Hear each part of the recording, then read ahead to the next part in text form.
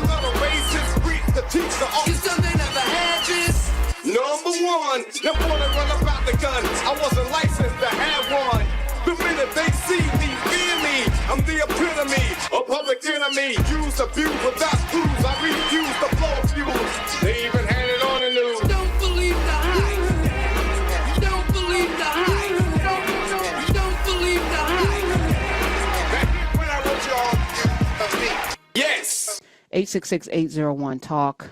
Let's go to Pennsylvania. Battleground state. There's a lot of stuff happening there. Farooq is in Pennsylvania. Welcome to the Karen Hunter Show. What are you seeing? Hello, Karen. Hey. And thank you for taking my call. Thanks for calling. I love listening to your show. And I called before, and I just registered to vote about 2 weeks ago. And I early voted last week. And I called in, and I was kind of on the fence about voting. I called into your show. I want to apologize to you and your listeners.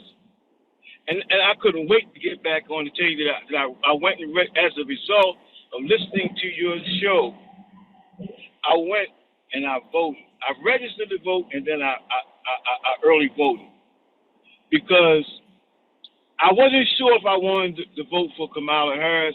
I don't want to get into that, but she is the clear choice. And this is a way of another way of redeeming myself for the crazy comments that I made. That I'm rectifying it by getting involved, and I went and I voted for Kamala Harris. Okay. And I mean, because Trump, and thank you. Y'all thought I hung up, and y'all was saying a lot of stuff like, I bet he hung up, and because every call, about 5 callers, Farooq is my name, about 5 callers after that, they kept saying, I don't know about that gentleman, this and that.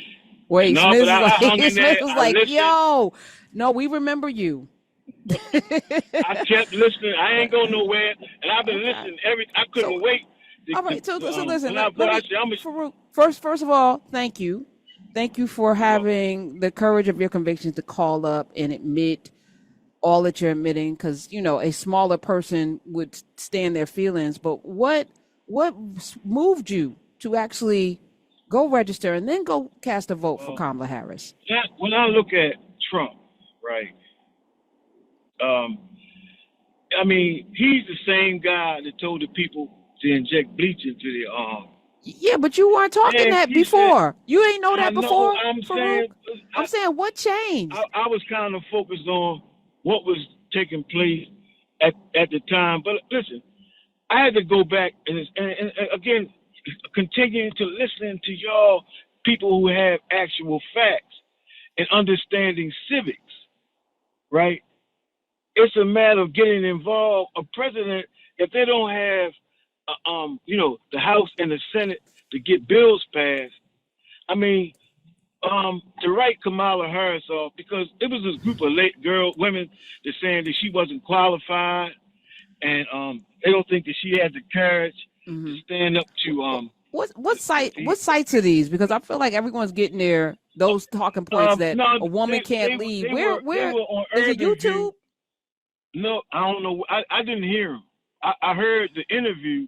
It came on Urban View. It might have been on the Clay Kane show. But they were saying things about Kamala Harris, or it might have been before that. It might have been Larry Daniels. Okay. But I heard it on Urban View, right? And it felt right to you. But so let's do this. No, that didn't. Hold on, Farooq. Comma, la. We or Madam President. We're gonna get on Madam Vice President. Madam Vice President. Yes. And they were saying things. They were Trump supporters. These were black women. And they were saying that they didn't think that she could stand up to these dictators, strong men. We're hearing all of that. And she already did those things. Correct. When she was a prosecutor. whatever it took, I'm glad you held on, because you were getting roasted, and you stood and took that and changed your mind, because that's what mature grown-ups do. When you get better information, you make better choices. And so let me commend you on your better choice. I appreciate you calling back and letting us know, because sometimes I feel like I'm spitting in the wind. It's like, I know I'm giving out good information, and the frustration, like the 18-year-old young man that called, his mom called last week and said he voted for Trump, and then he was like, I don't care. Like, he ain't trying to hear nothing. It's so frustrating, but I'm glad that at least you gave me inspiration. It's Motivational Monday. So thank you. I want to thank you for doing your good Black job, Farooq, and registering and voting. And thank you for calling back and letting us know. I appreciate that. I really do. I really do. And I'm mindful, I was watching Pete Buttigieg. I can't let my frustration around what I know is wrong get in the way of not just an olive branch. I need to, we putting down, ropes and building bridges. We need everybody to come, and we need them to come full, so I'm glad that Farooq didn't get so turned off that he was like, F everybody, middle fingers to everybody. I'm going to register and vote for Trump, like he did the mature thing.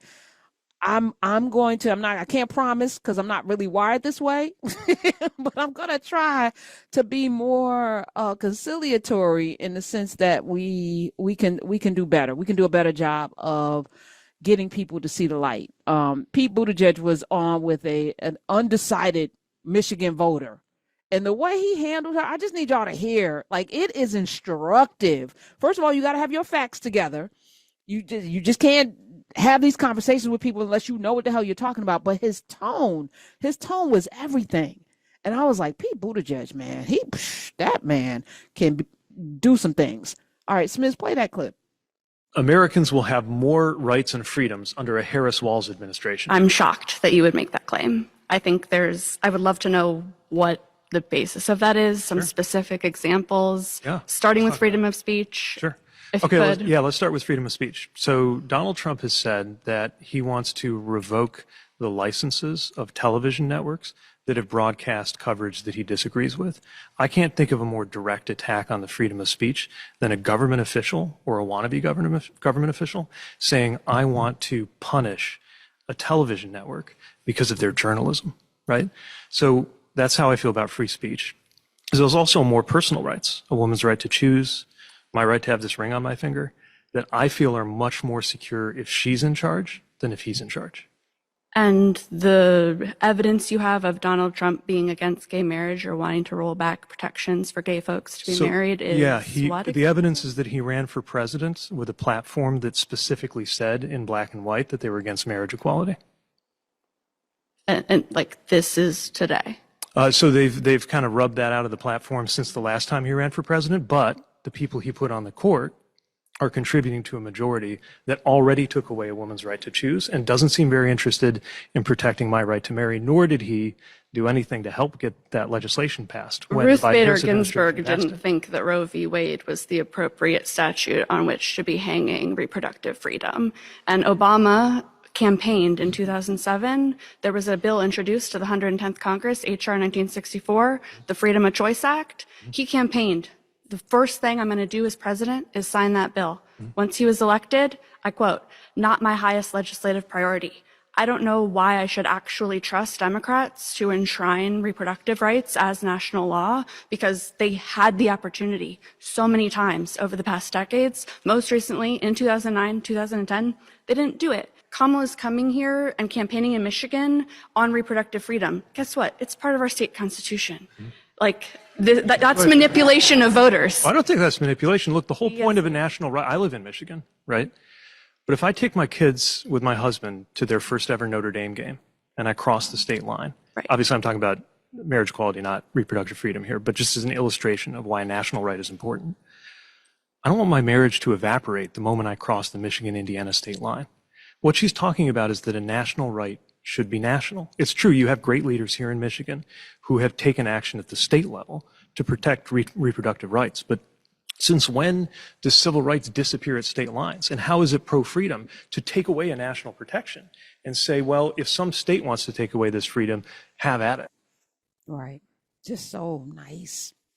She had some facts too, right? So we should agree. And by the end of it, she and everybody else in the room had to capitulate to his sound fact. Just methodical. I love it. My days are cooler, nights are warmer, and I put the blame on you. Time moves slow, but my heart beats faster. When these eyes are looking right at you, you give me something to believe in, just what I needed. You're the closest.